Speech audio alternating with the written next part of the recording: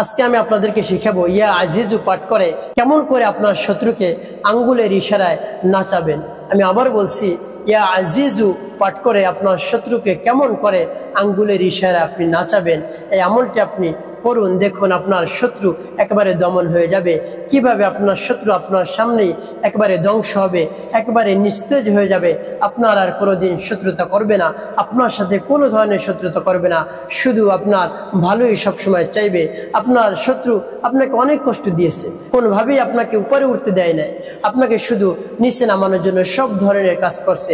আপনার সম্মান নষ্ট করছে, আপনার সম্পদ নষ্ট করছে, আপনার সন্তানের ক্ষতি করছে, আপনার জানের ক্ষতি করছে। এভাবে যদি আপনার শত্রু হয়ে থাকে, এভাবে মারাত্মক শত্রু যদি হয়ে থাকে, আপনার আঙ্গুলের ইশারা নাচবে, হাসবে এবং কাঁদবে। আপনি যদি আমার দেখানোর নিয়ম অনুযায়ী আমলটি আপনি করতে পারেন, তো এই আমলটি আপনি কখন করবেন তাই বিস্তারিত জানার জন্য এবং আমলটি শিখে রাখার জন্য ভিডিওটি শেষ পর্যন্ত দেখার অনুরোধ থাকবে। তো সম্মানিত আমার মা বোনের, আমার মুসলিম ভাইরা, এই আমলটি আপনি কখন করবেন?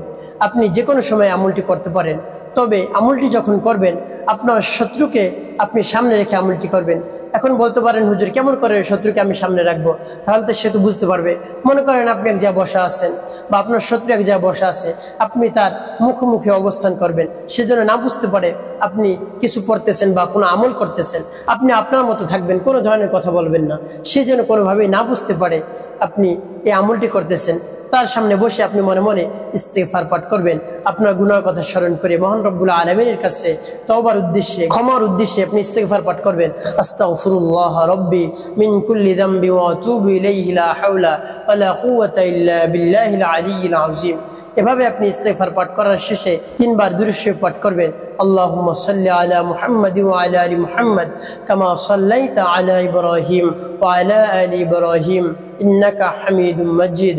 আল্লাহুম্মা বারিক আলা মুহাম্মাদ ওয়া আলা আলি মুহাম্মাদ কামা বারাকতা আলা ইব্রাহিম ওয়া আলা আলি ইব্রাহিম ইন্নাকা হামিদুম মাজিদ। এভাবে ইস্তেগফার দুরূদ শরীফ পাঠ করা হলে তারপরে আপনি এই নামটি পাঠ করবেন। যখন এই নামটি আপনি পাঠ করবেন তখন আপনার মনের মধ্যে থেকে সব ধরনের খারাপ চিন্তা দূর করে দিবেন, টেনশন, পেরেশানি, হতাশা সব দূর করে দিবেন।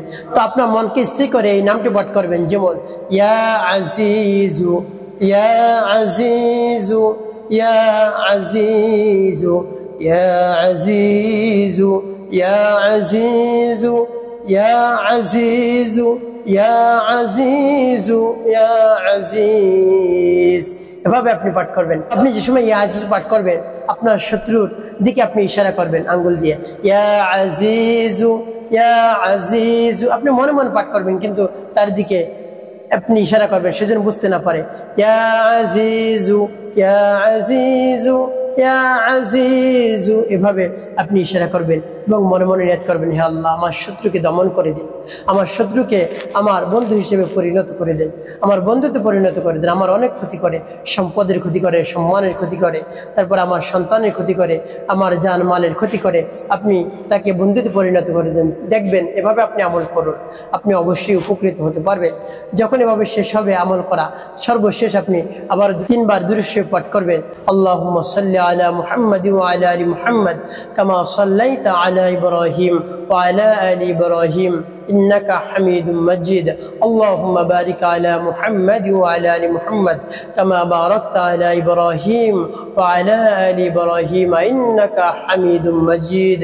আল্লাহুম্মা সাল্লি আলা মুহাম্মাদ ওয়া আলা আলি মুহাম্মাদ কামা সাল্লাইতা আলা ইব্রাহিম ওয়া আলা আলি ইব্রাহিম ইন্নাকা হামিদুম মাজিদ। আল্লাহুম্মা বারিক আলা মুহাম্মাদ ওয়া আলা আলি মুহাম্মাদ কামা বারাকতা আলা ইব্রাহিম ওয়া আলা আলি ইব্রাহিম ইন্নাকা হামিদুম মাজিদ। তারপর আপনি ওখানে বসে আপনি মনে মনে দোয়া করবেন, মহান রব্বুল আলামিনের কাছে দোয়া করবেন, হে আল্লাহ সব কিছু আপনি পারেন, সব কিছু আপনার দ্বারা করা সম্ভব। আপনি আমলের বরকতে, এই আমলের শক্তিতে আপনি আমার শত্রুকে দমন করে দেন, নিস্তেজ করে দেন। আপনার শত্রু অবশ্যই ধ্বংস হবেই হবে।